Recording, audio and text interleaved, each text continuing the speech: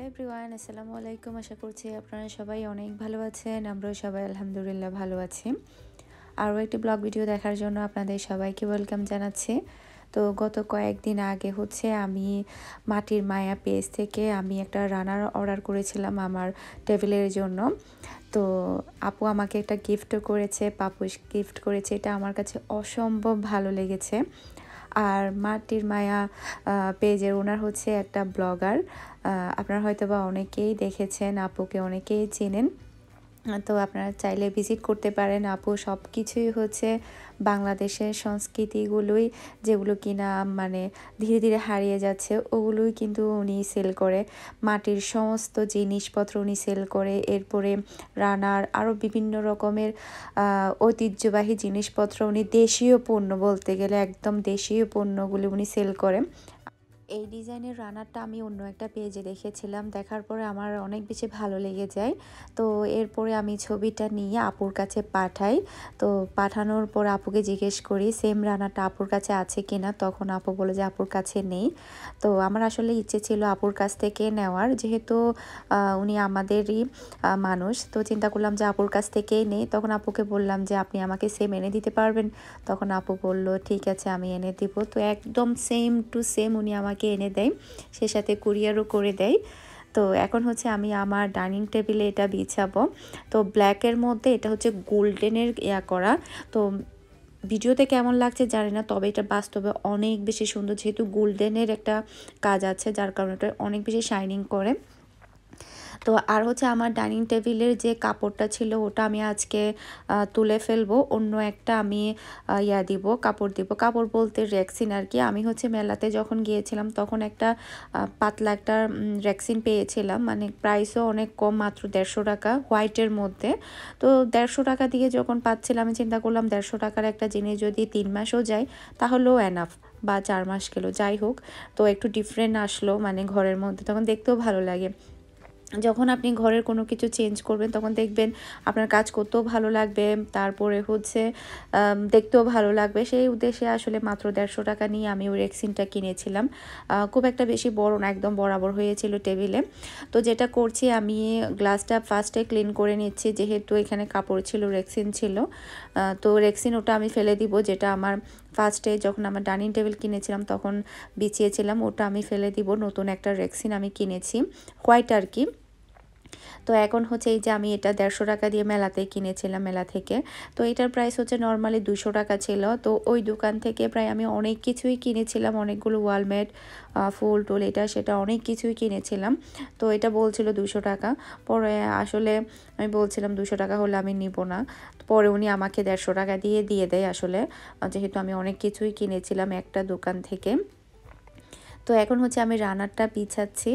আর আপনারা চাইলে আপুর পেজ থেকে এই ধরনের রানারগুলো কিনতে পারেন। অনেকগুলো ডিজাইন আছে আপুর কাছে, সে সাথে দেশীয় সংস্কৃতির কিন্তু আরও অনেক কিছুই আছে মাটির মায়া পেজে। তো আপনারা চাইলে ভিজিট করতে পারেন মাটির মায়া পেজে। তো আর প্যাকেটের উপরে কিন্তু আমি আপুর নাম্বার, তারপরে আপুর পেজের ইয়াটা দেখিয়ে দিয়েছি, আপনারা চাইলে সার্চ করে দেখতে পারেন। আর আপুর কিন্তু ইউটিউব চ্যানেলও আছে। তো এগুলো আমি বিছিয়ে দিচ্ছি।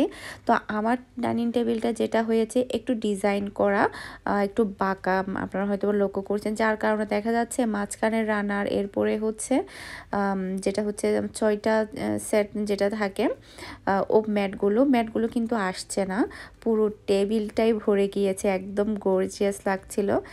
তাই আমি চিন্তা করলাম যে শুধু মাঝখানেরটাই দেই, 2 ভাগে ভাগ করে দিব। কোনো এক সময় হয়তো বা আমি সাইডেরগুলো দিব, আবার কোনো এক সময় হয়তো আমি মাঝখানেরটা দেব। ওভাবে করলে বোধহয় ভালো লাগবে, সেটা আমি চিন্তা করেছি। যার কারণে আমি এখন ম্যাটগুলো তুলে ফেলছি। প্রথমে চিন্তা করেছিলাম শুধু ম্যাট দিব আর সাদা রেক্সিন দিব, যেহেতু আমার রেগুলার ইউজ হয়। এমনিতে তো দেওয়া যাবে না, নোংরা হয়ে যাবে, তখন কিন্তু ভালো লাগবে না। তো এরপরে আমি যে মেলা থেকে ইয়াটা কিনেছি, রেক্সিনটা কিনেছি, ওটা আমি দিব, ওটার উপরে আমি রানারটা দিব। এইভাবে আসলে দেখছিলাম কিভাবে ইউজ করলে ভালো লাগবে, যেহেতু আমি ফার্স্ট টাইম ইউজ করছি। আমি কিন্তু এর আগে কখনো রানার ইউজ করিনি, তাই আসলে ট্রাই করে দেখছিলাম কিভাবে দিলে কোনটা ভালো লাগে, এই আর কি। আর আপু আমাকে যে ম্যাটটা গিফট করেছে ওটা আসলে এতটাই আরামদায়ক। আমি হচ্ছে মিহির রুমের খাটের সামনে দিয়েছি, খুবই ভালো লেগেছে আমার কাছে ওটা দেওয়ার পরে। এরপর আমি উঠিয়ে রেখে দিয়েছি, কারণ যখন কোনো গেস্ট আসবে তখন আমি ওটা দিব, কারণ এখন যদি ইউজ করে ফেলে তখন এটা পুরাতন হয়ে যাবে। তাই আমি একটু করে রেখে দেখে তারপরে আবার ভাঁজ করে আলমারিতে রেখে দিয়েছি। থ্যাংক ইউ সো মাচ আপু এত সুন্দর গিফট আমাকে দেওয়ার জন্য। তো এখানে হচ্ছে আমি রানারটা বিছিয়ে দিয়েছি, দেখতে কেমন লাগছে সেটা আমাকে অবশ্যই কমেন্ট করে জানাবেন আপনারা। ভিডিওতে কেমন লাগছে জানি না, তবে বাস্তবে অনেক বেশি সুন্দর লাগছে। তো এখন হচ্ছে আমি রানারের উপরে রেক্সিনটা দিয়ে দিব, সাদা রেক্সিন যেটা আছে ওটা দিয়ে দিব, যাতে করে নোংরা না হয়ে যায়। যেহেতু আমার ডেলি ইউজ করা হয়, তো কিছু একটা না থাকলে দেখা যাবে তাড়াতাড়ি নোংরা হয়ে যাবে। এরপরে হচ্ছে আমি একটা ফুলের টব দিয়েছি, টিস্যুর যে স্ট্যান্ড আছে ওটা দিব। এরপরে তারপরে হচ্ছে পানির বোতল থাকবে। তো এটাই আমি এভাবে রাখবো, তো দেখতে ভালো লাগবে। তো আপনাদের কাছে কেমন লাগছে জানি না। রেক্সিনটা দেওয়ার পরে একটু বাঁকা বাঁকা হয়ে গিয়েছে, যেহেতু রেক্সিনটা ভাঁজ করা ছিল। যখন একদম প্লেন হয়ে যাবে ইউজ করার পরে তখন ভালো লাগবে। তো এরপরে হচ্ছে আমার আজকে একটা চিকেন পিৎজার অর্ডার ছিল, আজকে কোনো কেকের অর্ডার ছিল না। আর আমি আপনাদেরকে টোটাল 2 দিনের ভিডিও একসাথে শেয়ার করছি। আর গতকালকে আমি আপনাদের সাথে একটা ভিডিও শেয়ার করেছি, আমার ছোট ভাই হারিয়ে গিয়েছে, আমার চাচাতো ভাই। আমার ভাইকে কিন্তু এখনও পাওয়া যায়নি। আপনারা সবাই দোয়া করবেন যাতে করে ওকে তাড়াতাড়ি পাওয়া যায়। ও আসলে মাদ্রাসা থেকে পালিয়ে গিয়েছে। মাদ্রাসায় তো আসলে অনেক জানি না, ও হয়তো বা ভয়ে পালিয়েছে কিনা জানি না, কি কারণে পালিয়ে গিয়েছে, ওর মনে কি এসেছে এটা একমাত্র ওই বলতে পারবে। আর আমাদের পরিবারের কারো কাছে কিন্তু ও যায়নি এখনও অবধি, কোনো খোঁজই কিন্তু পাওয়া যায়নি। তো এটা হচ্ছে সন্ধ্যার পরে বলতে প্রায় 8টা 7টা মতো বাজে। ভাবি আর নরিন এসেছে, ওরা সবাই হাঁটতে বের হয়েছিল, মেরিনও গিয়েছিল হাঁটতে। তো ওখান থেকে হচ্ছে এখানে এসেছে 7টার দিক দিয়ে, মাগরিবের পরে আর কি। তো মিহি আর হচ্ছে রিমা উজু করে বসেছে, ওদের হুজুর আসবে সেজন্য ওদেরকে পড়াবে।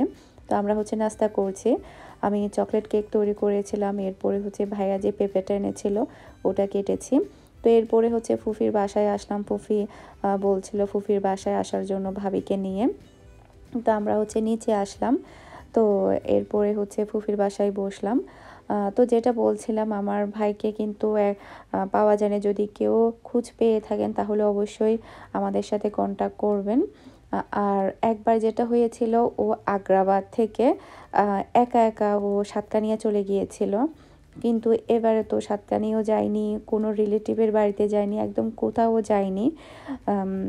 যেদিন হারাই যায় মানে দুপুর 2টা 20 মিনিটে, তখন টেনশন তো সবারই ছিল। তারপরও সবাই মনে করেছিল যে হয়তো বা রাতে চলে আসবে, কিন্তু সে রাতেও আসেনি। আজকে 2 দিন পার হয়ে গিয়েছে, এখনও সে আসেনি। একমাত্র আল্লাহই বলতে পারবে এখন কোথায় আছে।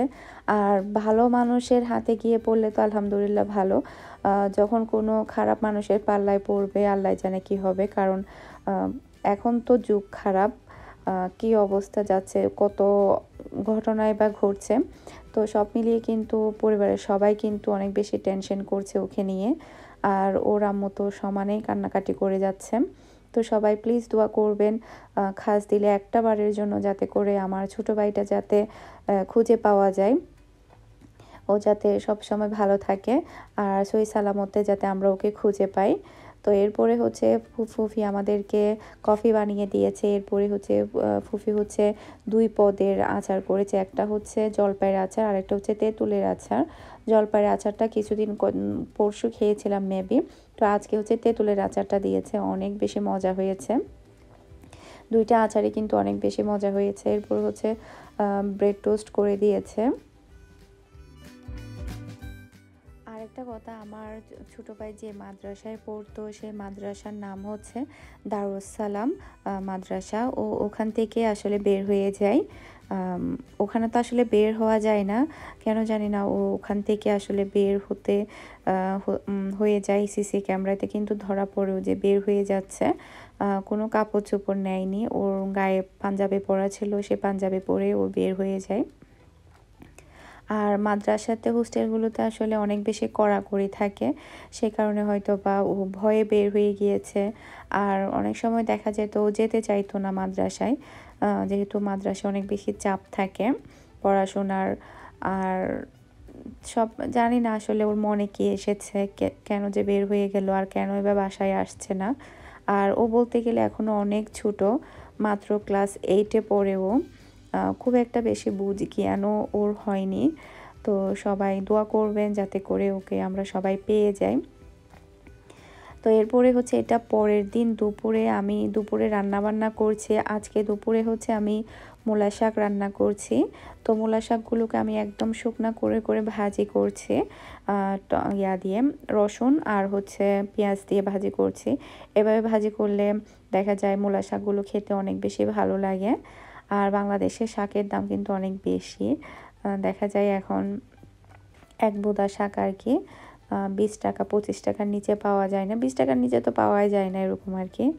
তো এরপরে হচ্ছে আমি রুই মাছ ভুনা করছি কাঁচামরিচ দিয়েই।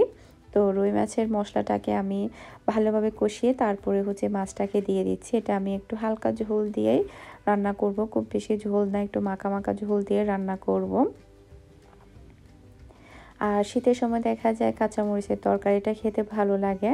আমি কিন্তু খুব একটা বেশি রান্না করি না, তবে যেহেতু এখন শীতকাল, দেশি কাঁচামরিচগুলো পাওয়া যায়, তো কাঁচামরিচের তরকারি রান্না না করলেও দেখা যায় খুব একটা বেশি ভালো লাগছে না, সেই কারণে আসলে এখন ডেলি রান্না করা।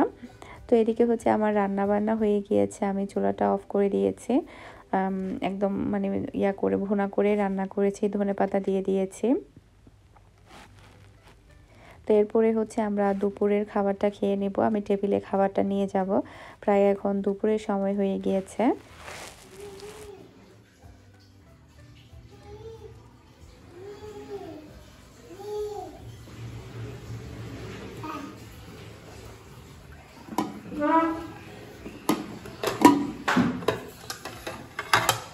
আগে ভাগে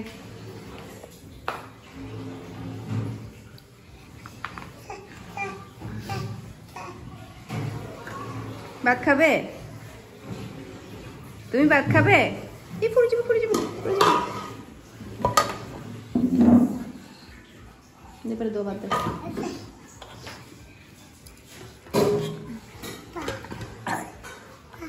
দশ না ফেলে ফেলে দিব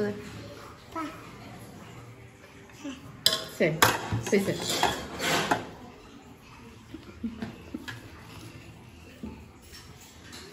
একটা মরিচ দিব তোমাকে, মরিচ ঝাল কাকা পচা দাও দাও, বেশি ভালো মেয়ে, নতুন তো এগুলো খাবি যে না,